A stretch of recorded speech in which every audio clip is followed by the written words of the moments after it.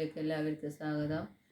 Comment ബോക്സിൽ വന്നിട്ടുണ്ടായിരുന്നു കൂവ എങ്ങനെയാണ് വെക്കേണ്ടതെന്ന്. അത് ഞങ്ങൾക്ക് കൃത്യമായിട്ട് നമ്മൾ പറയാമെന്ന് വെച്ചാൽ കൂവ നല്ല വൃത്തി കഴുകി ചെറുതായി മുറിച്ച് എന്നിട്ട് സാധാരണ നമ്മൾ കുക്കറ വെക്കുന്നുണ്ട് കുക്കർ വെക്കുക, ചട്ടിയാണ് വെക്കുന്നുണ്ട് ചട്ടി വെക്കുക. എന്നിട്ട് നല്ല കുറച്ച് വെളിച്ചെണ്ണ ഒഴിച്ച് അതിൽ കടുവും നമുക്ക് വെളുത്തുള്ളി വേണമെങ്കിൽ വെളുത്തുള്ളി ഇടുക. പിന്നെ കുറച്ച് മഞ്ഞൾപ്പൊടി, മുളക് പൊടി ഇടുന്നില്ലെങ്കിൽ പച്ചമുളക് ഇടുക, വേണമെങ്കിൽ ഉള്ളി ഇടുക.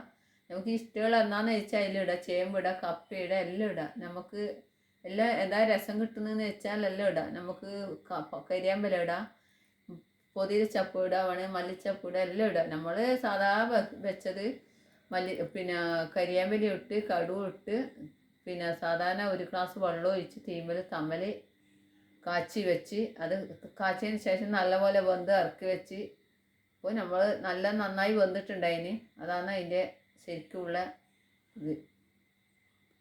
വീഡിയോ ഇഷ്ടമായെങ്കിൽ ലൈക്കും കമൻറ്റും ചെയ്യുക.